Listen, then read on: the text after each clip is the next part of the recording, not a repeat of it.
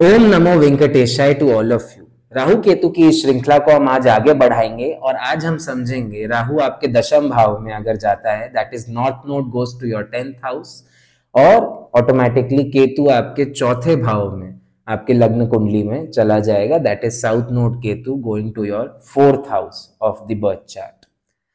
तो ऐसा क्या होता है जब राहु आपके 10वें घर में आते हैं? सबसे संपूर्ण प्लेसमेंट है, वन ऑफ द प्लेसमेंट्स जो मैं बोलूंगा कि थोड़ा फेवरेबल भी होती है, लेकिन हाँ कुछ कुछ नेगेटिव फैक्टर्स यहाँ पे आपको बहुत ज्यादा एंजाइटी और मेंटल ट्रॉमा भी कॉज कर बैठते हैं। एक चीज जो यहाँ पे होती है, आपके अंदर आगे बढ़ने का एक जुनून है, ये चीज आपकी खासियत है और ये चीज आपके अंदर आपका कोर एसेंस है कि जब भी राहु 10वें घर में आते हैं आपको स्टेटस चाहिए, रिकॉग्निशन चाहिए, करियर चाहिए, सक्सेस चाहिए, ग्रोथ चाहिए। कभी भी आपको चीजें स्टैटिक देखना पसंद नहीं है अपने जीवन में। आप वो इंसान हैं जो 10वीं 11वीं खत्म करते हैं, बहुत फटाफट उसमें होते हैं। एजुकेशन के मामले में आपको पसंद है किताबी ज्ञान लेना, मार्क्स अच्छे लाना, आप कॉम्पिटिटिव भी हैं। अंदर से आपको थोड़ी सी जेलसी रहती है और ये जेलेसी को आप अच्छे रीइंफोर्समेंट की तरह यूज करते हैं। इसको आप कभी अपने आप को ब्लेम करने में या एक्सक्यूज देने के लिए नहीं प्रयोग करेंगे।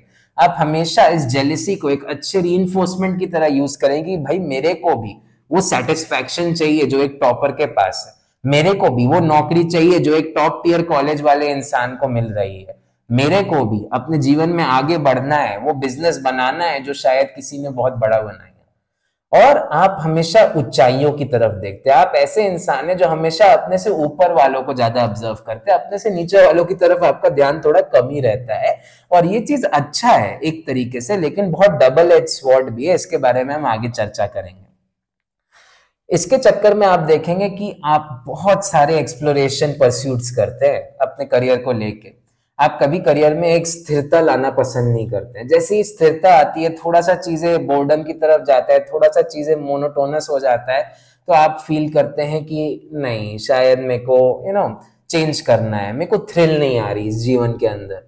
कितनी बार ये थ्रिल लेट करियर स्टेज में आप देखेंगे कि ऐसे इंसान सर्विस को छोड़ के बिजनेस करने लगते हैं, क्योंकि इन्हें बाद में वो रिग्रेट नहीं रखना ना कि भाई मैंने ट्राई नहीं किया। इनको ट्राई हर चीज करनी है। ये ऐसे इंसान है जो बहुत स्मार्टली एडवोकेट करते हैं। अगर कोई भी इंसान आके इनको बोलता है कि भाई this is a bad thing, this is a bad choice, this is a good choice, किसी भी सिचुएशन में, जरूरी नहीं है वर्क में, तो ये सामने से उसको प्रश्न पूछते हैं, how do you know this without even trying it? तुमको कैसे पता है अगर तुमने खुद नहीं कोशिश किया, एक्सपीरियंस किया हो? कि भाई अगर कोई इंसान आके बोल रहा है कि डॉक्टरी कर लो बहुत अच्छी है, तो ये सामने से पूछेंगे तुमको कैसे पता, तुम डॉक्टर हो क्या? अगर तुम नहीं हो तो तुमको कैसे पता ये चीज, तुम कैसे जान सकते हो? तो इसी माइंडसेट के साथ इनका जीवन डेवलप होता है, इनका चाइल्डहुड डेवलप होता है, और इसके चक्कर में ये अपना बहुत कटवाते भी हैं और बहुत ऊंचा भी बढ़ते हैं। मैंने बोला ना, डबल एज स्वॉर्ड है।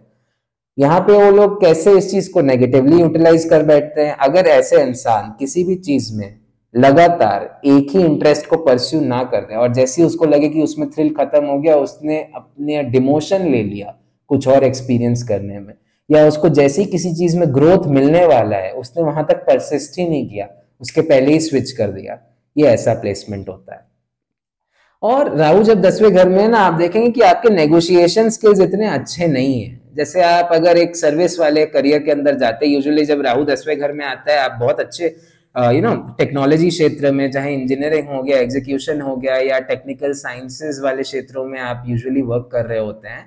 तो even though you are very smart at a lot of things, but you don't have that negotiation skills. आप देखेंगे एचआर यूजुअली आपको अंडर पेड ही रखता है, या फिर आप थोड़े से ओवर क्वालिफाइड है अपने जॉब के लिए, आपको उतना क्रेडिट नहीं मिल पाता। और इसमें आप हमेशा इसका रोना तो रोते हैं, विक्टिम खेलते हैं इसमें, लेकिन ऑनेस्टली थोड़ी सी गलती आपकी भी है।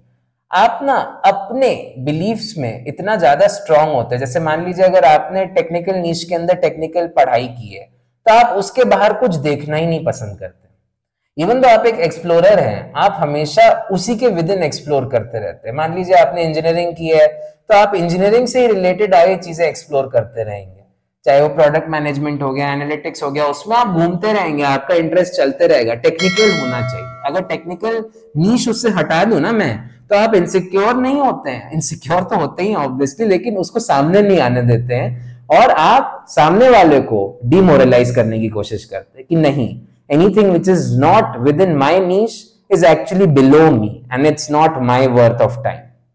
तो ये वो वाली कैटेगरी होती है जो टेक्निकली तो बहुत स्मार्ट है, लेकिन जब इनकम टैक्स भरने की बात आती है तो इनको कुछ भी नहीं आता है। तो ये माइंडसेट से आपको थोड़ा सा आगे बढ़ना होता है, थोड़ा सा आपको अपनी फ्लेक्सिबिलिटी लर्निंग को लेके रखनी पड़ती है जीवन में, जो कि इनिशियली नहीं होती है। और जब वो इनिशियली नहीं होती है ना, तो आप देखेंगे कि आपकी शुरुआत करियर की तो बहुत अच्छी होती है, क्योंकि देखिए राहु 10वें घर में, आप बहुत स्मार्ट तो हैं, लेकिन आप स्ट्रीट स्मार्ट नहीं है, आप बुक स्मार्ट होते हैं पहले, और बाद में चल के आप स्ट्रीट स्मार्ट बनते हैं। जब आपने एक दो धोखे खा लिए होते हैं ना उस एचआर से जिसने आपको अंडर पे कर दिया, और बाद में कंपनी ज्वाइन करने के बाद आपको पता चला अरे इसका तो बजट काफी ज्यादा था, तो मेरे पास वो नेगोशिएशन स्किल्स क्यों नहीं थी जो मैं अपनी वर्थ को उस समय नहीं समझ पाया। और कितनी बार आप अपनी सेल्फ वर्थ को थोड़ा नीचे ही रखते हैं, क्यों? क्योंकि आपके अंदर एक सेटिस्फैक्शन नहीं आती है। आप हमेशा सोचते हैं कि आपने नो मैटर कितना अचीवमेंट्स अचीव किया हो, स्टेटस बढ़ाया हो, रिकॉग्निशन पाया हो, शायद अब भी मेरे में कुछ कमी है। ये वाली फीलिंग आपकी लगातार चलती रहती है, क्योंकि देखिए केतु चौथे भाव में, आपकी सेटिस्फैक्शन से तो आप डिटैच हैं, आप एक लूप में रहते हैं जीवन में। लूप में कैसे रहते हैं? आपको पहले किसी ने बोला कि बेटा 10वीं पास कर लो तो जीवन के 4 चांद लग जाएंगे, आपने 10वीं पास कर ली। तब आपको किसी ने बताया अरे स्पॉइलर अलर्ट, 12वीं के बाद ये होता है, तो तुम्हें आईआईटी या मेडिकल या फिर अपना मन पसंदीदा एग्जाम निकालना पड़ेगा। आपने निकाल लिया, उसके बाद आप पहुंच गए कॉलेज में। कॉलेज के बाद आपको बोला गया कि अगर नौकरी नहीं है तो कुछ भी नहीं है। नौकरी मिल गई, आपने नौकरी में भी टॉप कर लिया, तो वहां पे आपको किसी ने बोला अगर प्रमोशन नहीं है तो कुछ नहीं है, तो आप प्रमोशन के पीछे लग गए। प्रमोशन आपको नहीं मिला अपना मन चाहा, तो आपको किसी ने बताया कि ऐसे क्यों प्रमोशन मिलता है, तुमको अपनी नौकरी बदलनी पड़ेगी, कंपनी चेंज करो तब तुम्हें सेटिस्फेक्शन आएगा, तो आप वो करते हैं। और उसके बाद भी आप ये ग्रोथ के लूप में ही बने रहते हैं। आप एक मौका नहीं छोड़ते ग्रोथ की तरफ ना फोकस करने का। और मैंने बोला ना, अब ये समझिए कि ये डबल एज कैसे है, क्योंकि आपके अंदर खुद की तरफ बहुत ज्यादा थैंकलेसनेस है। ये प्लेसमेंट जब राहु 10वें भाव में आता है, केतु चौथे भाव में है, नो मैटर आपको कितनी ग्रोथ दे दे, कितना लग्जरीज दे दूं, कितना घर संसार बसा दूं, कंफर्ट्स दे दूं, आप तब भी डिनाइल में रहेंगे कि नहीं अभी भी तो कुछ कम ही है। और ये फंडामेंटली डिफरेंट है। अगर इसकी रिवर्स एक्सेस होती है ना, जब राहु चौथे भाव में हो, तो वो वाला इंसान जो है शायद पूरे टाइम ग्रोथ और कंफर्ट्स की तरफ पीछे भागता तो रहता है, लेकिन वो जो है कम पैसे में भी ज्यादा लग्जूरियस लाइफ जीने की कोशिश करता है। आप उसके उल्टे हैं, आपको इतना पैसा मिलता है कि आप एक्चुअली में बहुत लग्जूरियस लाइफ जी सकते हैं, लेकिन आप बहुत एस्थेटिक लाइफ जीना पसंद करते हैं। आपके पास पैसा है कि आप BMW खरीद सकते हैं, लेकिन आपको पसंद है कि भाई मेरे को तो मारुति ही चलाना है, ठीक है। आप अपने पैसे का शो ऑफ इतना नहीं कर पाते। आपको वो थर्ड पार्टी एक्नॉलेजमेंट चाहिए सामने से, सोसाइटी से, कि हाँ देखो ये बंदा कमाता तो बहुत है, लेकिन इतना आप में इतना रुचि नहीं है आपकी कि इस चीज का आप शो ऑफ करें। यू आर लाइक कि हाँ है तो है, अभी तो और होना चाहिए। तो आप हमेशा इसी लूप में बने रहते हैं। तो एक पॉजिटिव साइड से आप सोचेंगे कि ये तो बड़ा अच्छा है कि देखिए मैं तो हमेशा अपने ग्रोथ के बारे में ही जानता हूं, लेकिन मित्रों मैंने बोला ना कि इसका एक फ्लिप साइड भी आता है। फ्लिप साइड क्या है? आपको कभी खुशी ही नहीं होती है।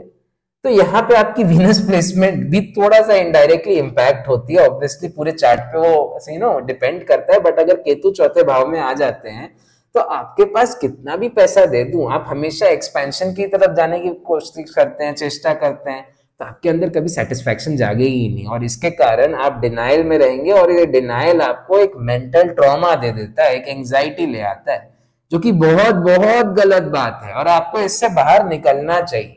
और यही आपके प्लेसमेंट का, राहु केतु की प्लेसमेंट का सबसे रामबाण रेमेडी है कि you should learn to be thankful to yourself. आपको 2 मिनट तो अपने जीवन में बिताना चाहिए अपनी अचीवमेंट्स को एक्नॉलेज करने के लिए।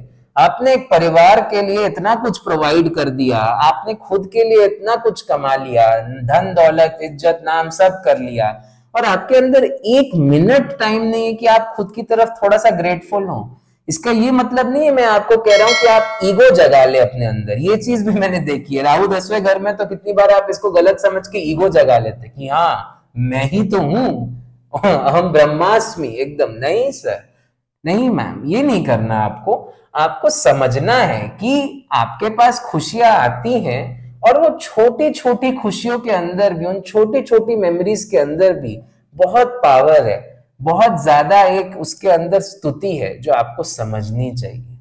और जब आप इसको समझते हैं, आप उसको इज्जत देते हैं, तो आप देखेंगे कि आपकी जिंदगी बहुत एलिवेट होती है, आप मेंटली बहुत खुश फील करते हैं और आप एक्चुअली में बहुत ब्लेस्ड फील करते हैं। और व्हेन आई से blessed, that resolves all your problems. The moment you feel कि हाँ I know things aren't working in my life out, and you realize that no, yet I am blessed that I am not resource deprived. That is the moment you know that you have cracked। आपने अपने राहु केतु की इस placement का, जब राहु दशम भाव में जाता है और केतु आपके चौथे भाव में जाता है, उसका रामबाण समझ लिया है और आप फिर आगे बढ़ते हैं। और जब आप इसमें आगे बढ़ते हैं ना, तो आप बहुत ऊंचाइयां छूते हैं। कितनी बार आप बहुत सारे पैसिव इनकम्स भी बना लेते हैं। मैंने बोला ना था शुरू में, आप बहुत सेटिस्फाइड नहीं होते हैं तो आप साइड बाय साइड बहुत सारी चीजें एक्सप्लोर भी कर रहे होते हैं। ये वो वाली कैटेगरी है जो साथ के साथ डिग्री कर ले। आजकल ऑनलाइन का भी बहुत फैशन है, right? So you people are the people who like to upskill yourself a lot.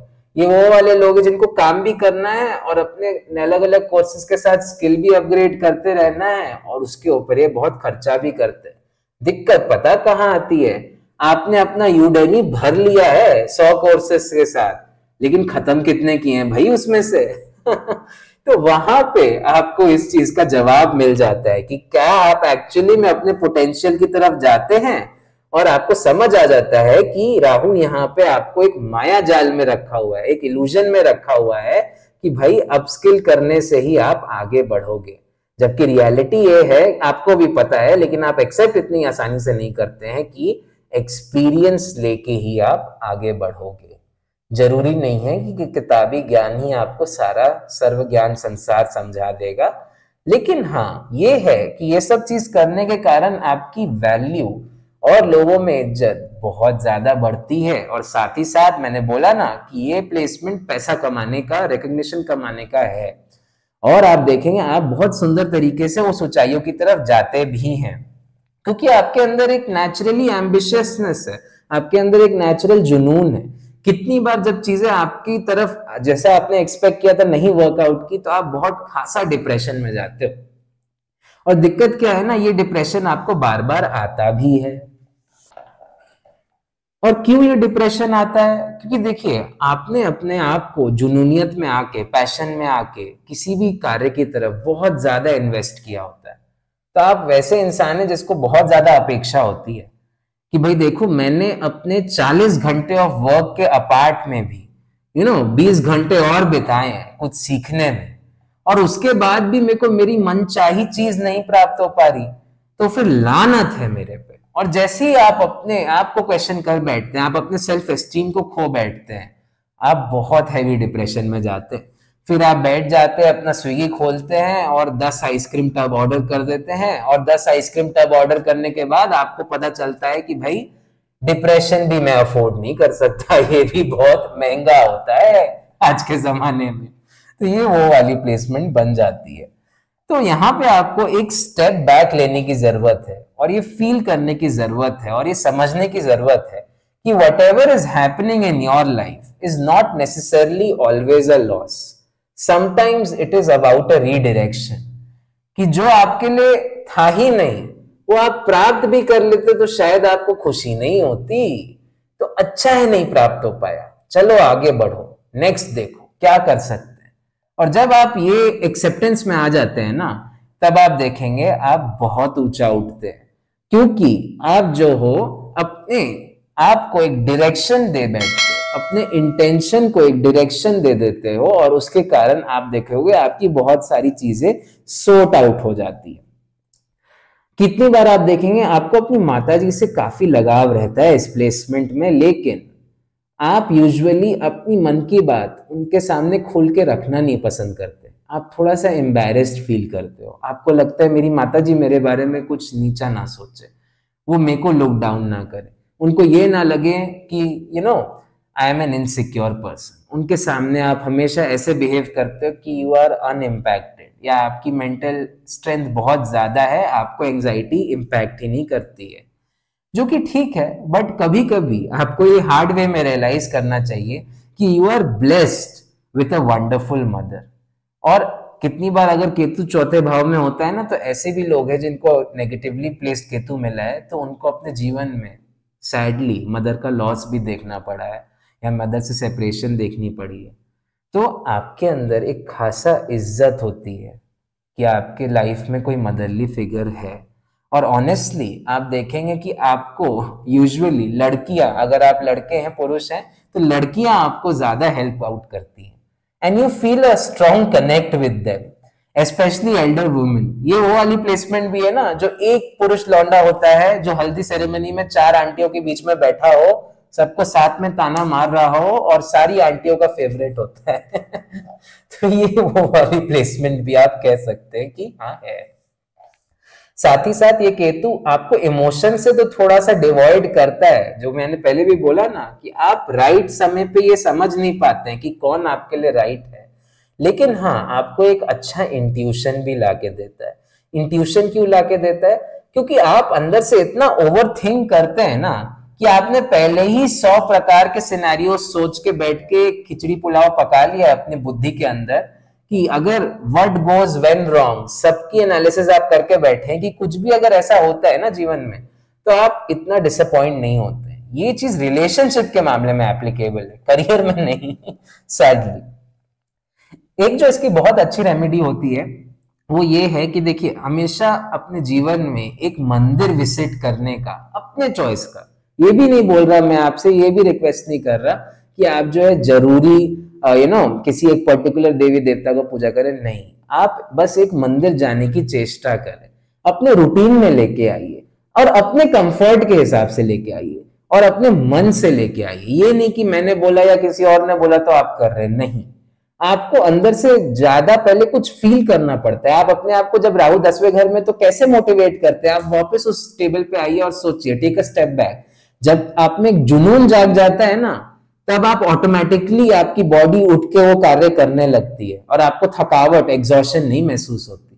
तो ये सेम जुनून तभी जागेगा जब आपके हृदय से वो आएगा, जब आप मंदिर जाएंगे। और अपने चॉइस के हिसाब से जाइए और रेगुलरली जाइए। आपने सोचा है हफ्ते में एक बार जाऊंगा तो जरूर जाइए हफ्ते में एक बार। आपने सोचा है महीने में एक बार जाऊंगा तो जरूर जाइए महीने में एक बार। आपने सोचा है हर दिन जाऊंगा तो हर दिन जाइए। जो भी करिए एक कंसिस्टेंसी लाके करिए, और इससे आप देखेंगे आपको बहुत बहुत फायदा हो रहा है, क्योंकि आप अंदर एक हैबिट बना के बैठ जाएंगे, एक जुनून जगा के बैठ जाएंगे, जिसके कारण आप ब्लेस्ड फील करेंगे। और ये ब्लेस्ड फीलिंग जब आपके अंदर जागृत होती है ना, तो वो आपकी एक सैनिटी की तरह होती है, वो एक प्रोटेक्शन एस्पेक्ट बन जाता है आपके ऊपर कि आप मेंटली एंग्शियस नहीं फील करते। तो इवन तो आपकी जिंदगी थोड़ी सी हेवायर जाती है, इधर उधर जाता है, कभी कभी आप देखेंगे आपके अंदर सेल्फ साबोटाजिंग टेंडेंसीज भी बहुत ज्यादा आ जाती हैं। जब भी आप नेगेटिव लोगों से साथ सराउंडेड होते हैं ना, जो कि बहुत अक्सर होता है, क्योंकि आपकी हैबिट क्या है, मैंने शुरू में क्या बोला, आप अपने से ऊपर वाले लोगों को देखते हैं। और अक्सर जो ऊपर वाले लोग होते हैं ना, जो सीनियर लोग होते हैं, वो थोड़े से पेसिमिस्टिक होते हैं। उनमें वो एनर्जी कहाँ जो शायद एक यंग फ्रेशर में हो, जिसको एक जुनूनियत होती है आजू बाजू के लोगों के साथ इंटरेक्ट करने में। तो अगर आप अपना समय ऐसे सीनियर लोगों के सामने ज्यादा बिता रहे हैं और उनकी नेगेटिविटी को अब्सॉर्ब कर रहे हैं, तो ऑब्वियसली आप थोड़ा सा एंग्शियस तो फील करेंगे ना।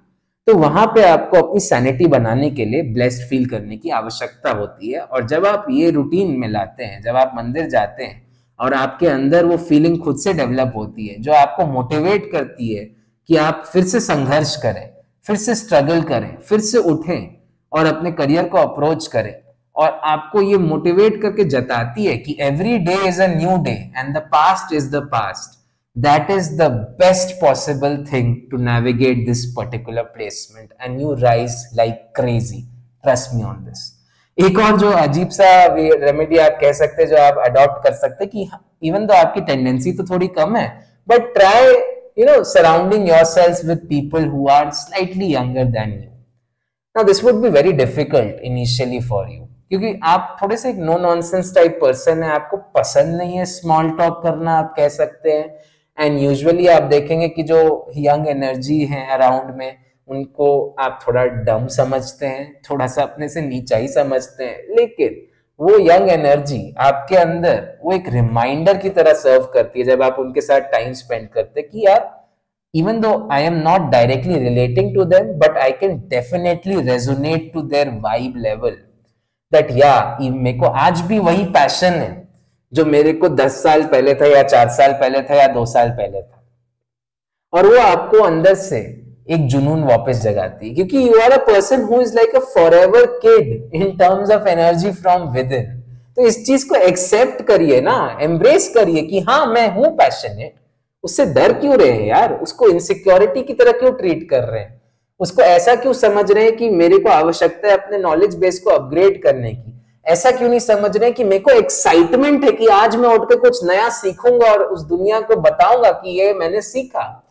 जब आप इस माइंडसेट ट्रांजिशन की तरफ जाते हैं ना, तो आप बहुत बहुत अच्छा महसूस करते हैं। और ऑटोमेटिकली एक चीज हमेशा याद रखिए इस प्लेसमेंट के साथ, क्योंकि दोनों केंद्र भाव इंपैक्टेड है, आपका सेटिस्फैक्शन और आपका स्टेटस, आपका वर्क और आपकी अचीवमेंट्स, आपका कंफर्ट्स, दोनों साथ में यहाँ पे इंपैक्टेड हैं।